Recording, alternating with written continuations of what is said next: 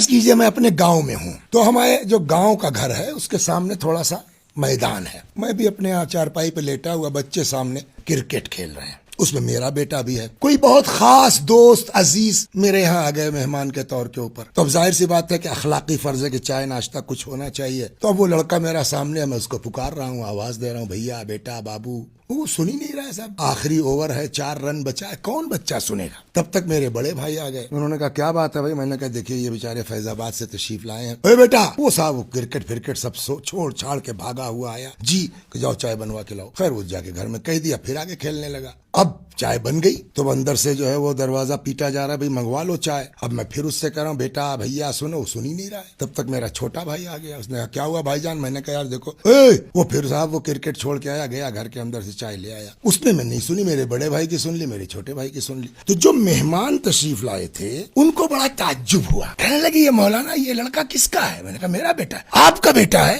آپ کی تو سنا نہیں، اس نے بڑے بھائی کی سن لی، چھوٹے بھائی کی سن لی۔ میں نے کہا دیکھیے مسئلہ یہ ہے کہ میں رہتا نہیں ہوں، شب جمعہ آتا ہوں، کہیں راستے مجلس وجلس ہوئی، 12 بجے رات کو آئے، صبح دیر تک سوتے رہتے ہیں، تب تک یہ لوگ اسکول چلے جاتے ہیں، اور جب تک یہ لوگ اسکول سے آتے ہیں میں واپس فیض آباد، تو مجھ کو کوئی جانتے ہی نہیں ہے۔ کہو بڑے میاں، میں نے کہا بڑے میاں اتنے ٹائٹ ہیں کہ محلے کے لڑکے ان سے ڈرتے ہیں، تو اپنے گھر کا لڑکا کیوں نہیں ڈرے گا؟ کہو وہ چھوٹے کی سن لیا، میں نے کہا وہ دوست بنائے ہوئے ہیں، اس سے محبت ان سبوں کو بہت ہے، جو کہے گا وہ یہ لوگ سنیں گے۔ تو اس کا مطلب یہ ہوا کہ آدمی کسی کا حکم اس وقت مانتا ہے کہ جب یا تو دل میں حاکم کا خوف ہو یا حاکم سے محبت ہو۔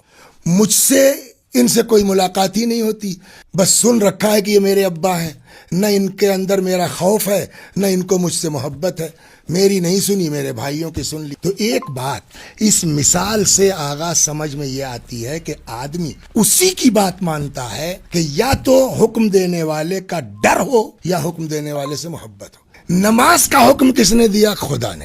ہم اس حکم کو نہیں مان رہے ہیں، تو نہ ماننے کی 2 ہی وجہ تو ہے کہ یا تو حاکم سے محبت ہو تب مانیں گے، یا حاکم کا خوف ہو تب مانیں گے۔ ہم نماز نہیں پڑھ رہے ہیں، ہم نماز نہ پڑھنے کا مطلب یہ ہے کہ حکم دینے والا کون ہے؟ خدا، اور ہم اس کو مان نہیں رہے ہیں، تو اس کا سیدھا مطلب ہوا نا کہ نہ ہمارے اندر خوف خدا ہے نہ اللہ کی محبت ہے۔ تو جس کے دل میں نہ اللہ کی محبت ہو نہ اللہ کا خوف ہو، اس شیعہ گھر میں پیدا ہونے سے تھوڑی شیعہ ہو جائے گا، مسلمان گھر میں پیدا ہونے سے تھوڑی مسلمان ہو جائے گا۔ اسی لیے روایت کہتی ہے کہ جو انسان نماز نہیں پڑھتا، من ترک الصلاۃ، ابھی نقل کیا نا رسول اللہ کی حدیث مبارک کو، من ترک الصلاۃ متعمدا فقد کفر، جو جان بوجھ کے نماز کو چھوڑ دے وہ انسان کافر ہے۔